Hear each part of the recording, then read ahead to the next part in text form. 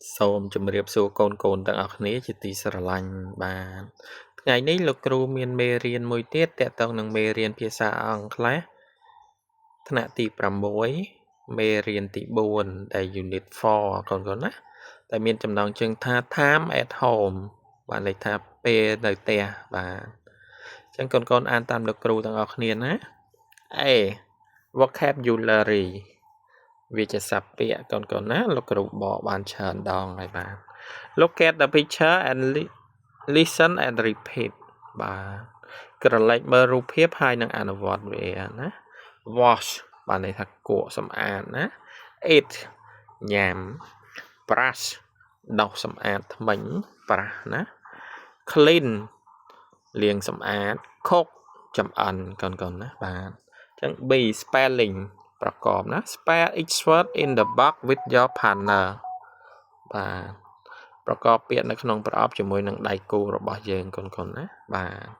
ពាក្យហ្នឹងយើងអាននៅខាងលើហើយណា wash clean cook eat brush បាទអញ្ចឹងលោកគ្រូចូលដល់ចំណុច C conversation listen to your teacher and repeat when you stay at home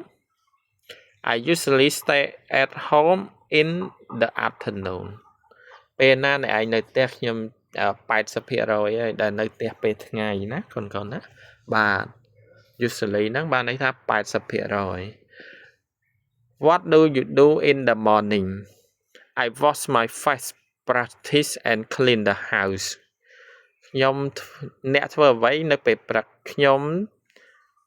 លាងមុខដុសធ្មេញហើយនឹងសម្អាតផ្ទះដល់ចំណុចនេះវិញកូនណា What do you do in the afternoon អ្នកធ្វើអ្វីពេលថ្ងៃរសៀលណា I wash clothes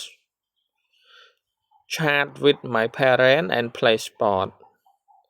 ខ្ញុំគួកកៅអៅផ្ញើសារទៅឪពុកម្ដាយរបស់ខ្ញុំហើយនឹងលេងកីឡាបាទអញ្ចឹងកូនប្រុសនេះសួរទៀតហើយណា What do you do in the evening អ្នកឯងធ្វើអីពេលល្ងាច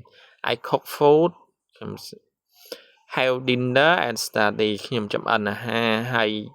ញ៉ាំអាហារពេលល្ងាចនិងរៀនសូត្របាទដល់ចំណុចទី2ណាកូនណាបាទអានបាទកូនអានតាមលោកគ្រូ 2 listen again and practice with your partner ស្ដាប់ម្ដងទៀតហើយនឹងអនុវត្តជាមួយនឹងដៃគូរបស់យើង D language focus បា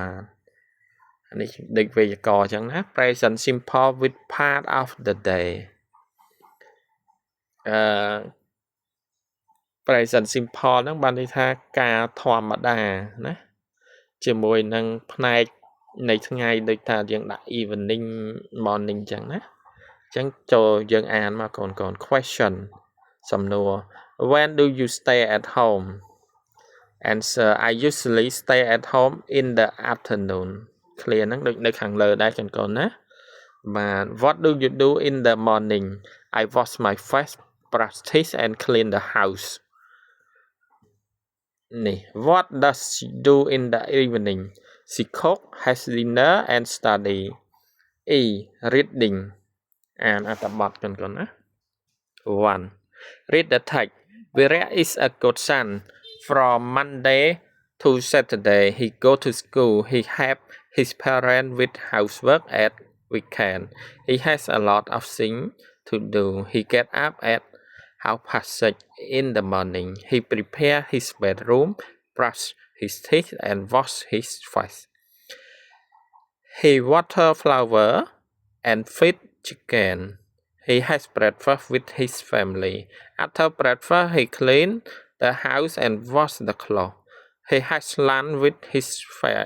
family at 12 o'clock at 3 o'clock he chat with his partner and watch TV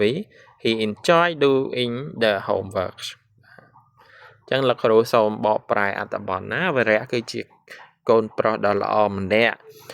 ពីថ្ងៃច័ន្ទដល់ថ្ងៃសៅរ៍គាត់ទៅសាលារៀនគាត់ជួយកិច្ចការផ្ទះឪពុកម្ដាយរបស់គាត់នៅឯចុងសប្តាហ៍គាត់មានរឿងជាច្រើនដែលត្រូវធ្វើគាត់ក្រោកនៅម៉ោង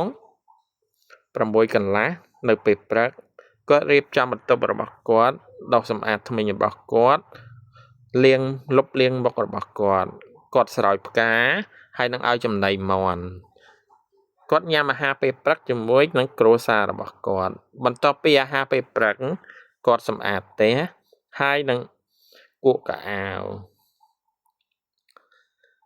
គាត់ញ៉ាំអាហារពេលថ្ងៃជាមួយគ្រួសាររបស់គាត់នៅម៉ោង 12 គត់បាទ 12:00 ដែលឯម៉ោង 3:00 គាត់ឆាតផ្ញើសារទៅឪពុករបស់គាត់មើលទូរទស្សន៍ហើយគាត់រីករាយនឹងការងារធ្វើការងារផ្ទះបាទអញ្ចឹងយើងចូលដល់សំណួររបស់យើងកូនណាបាទចំណុចទី2 read the text again and answer the question បាទអានេះថាអានអត្ថបទម្ដងទៀតហើយនឹងឆ្លើយនៅសំណួរ What does Virat do at weekend? He does housework. What time does he get up at morning កូនណាគាត់ក្រោកនៅម៉ោងប្រហែលកូនពេលព្រឹក How past 6 What does he do in the morning គាត់ធ្វើអីពេលព្រឹកណាណែកូនណា Prepare bedroom, brush his teeth and wash his face. He water flower and feed chicken. He had breakfast with his family បាទចំណុចមួយទៀតកូនណា What does he do after he breakfast គាត់ធ្វើអីគេបន្ទាប់ពីអាហារពេលព្រឹកណា He clean the house and wash the clothes បាទ What does he clean the house When does he clean the house នៅពេលណាគាត់សម្អាតផ្ទះកូនណានៅពេល after he has breakfast បាទ as speaking យើងនិយាយណាកូនណារៀននិយាយ Look at the picture and practice with your partner. Wash the clothes គក់កៅអៅ water flower ស្រោចផ្កា do exercise ហាត់ប្រាណបាទឬធ្វើលំហាត់ប្រាណ example អញ្ចឹងយើងគេឲ្យឧទាហរណ៍យើងហើយណា What time does she wash the clothes បាទយើងអាចដាក់ she wash the clothes at 6 o'clock បាទអញ្ចឹងយើងអាចដាក់លំហាត់មួយដាក់សំណួរមួយទៀតទៅ What time does she water the flower បាទគាត់ឆ្លើយចម្លើយមក she water the flower at 7 o'clock or after breakfast បាទតាមចិត្តណាអញ្ចឹងលោកគ្រូចូលដល់ G យើងហើយបាទ writing ការសរសេរកូនត្រូវសរសេរចូលណា fill the gap with the correct word in your notebook បំពេញចន្លោះជាមួយនឹងពាក្យត្រឹមត្រូវនៅក្នុងសៀវភៅរបស់យើងណា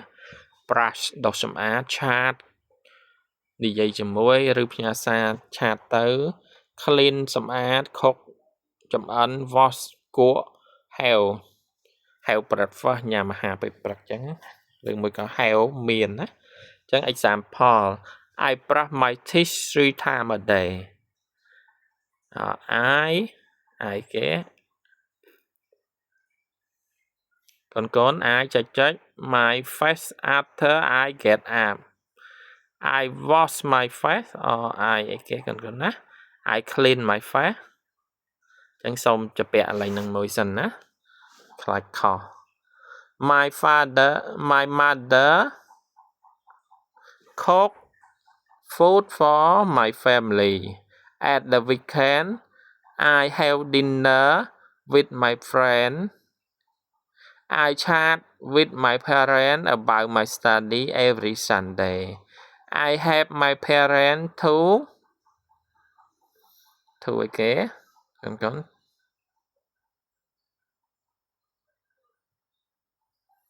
to ចឹងយើងនៅពាក្យតា clean និងពាក្យ wash ឯកូនណា to clean have to clean បើចឹង I wash my face បាទកូនបាទយើងអាចបំពេញតាមលោកគ្រូចឹងបានណាបើពាក្យណាដែលយើង clear ណាយើងមិនទាន់ច្បាស់យើងមិនឡងចាវបាទចំណុចថ្ងៃនេះដែលយើងគួរចងចាំណា remember brush បាទលោកគ្រូសុំលឹកឡើងវិញណាដុសថ្មិញដុសសម្អាតគេប្រើអញ្ចឹងណាឆាត จะแจกនិយាយលេងឬមួយក៏ផ្ញើសារទៅអ្នកណាម្នាក់ខុកចំអិន clean សម្អាត meal អាហារ wash លាងសម្អាតគួរ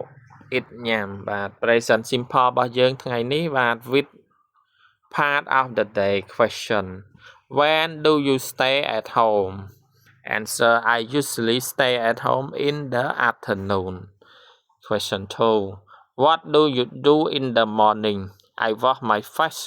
brush teeth and sweep the house what does she do in the afternoon she cook have dinner and study បាទកូនៗណាបាទឃើញថាមេរៀនយើងបានបញ្ចប់តែត្រឹមនេះហើយលោកគ្រូសូមសំណូមពរកូនកុំភ្លេច review មេរៀនយើងឲ្យបាន2ដងណាបានន័យថារំលឹកមេរៀនយើងឲ្យបាន2ដងមុននឹងកូនធ្វើការងារផ្សេងតទៀតណាបាទបើមានពេលទំនេរដើម្បីឲ្យកូនស្ទាត់កូនចាំបានចាប់បានណាព្រោះអីមេរៀនទៅមុខទៀតកាន់តែជ្រៅទៅហើយបាទហើយជាចុងបញ្ចប់នេះលោកគ្រូសូមជូនពរកូនទាំងអស់គ្នាឲ្យទទួលបានសុខភាពល្អនិងជោគជ័យក្នុងការសិក្សានិងទទួលបានពុទ្ធពរទាំង4ប្រការគឺអាយុវណ្ណៈសុខៈពលៈកំបីគ្លៀងគ្លាឡើយលោកគ្រូសូមអរគុណនិងសូមជម្រាបលា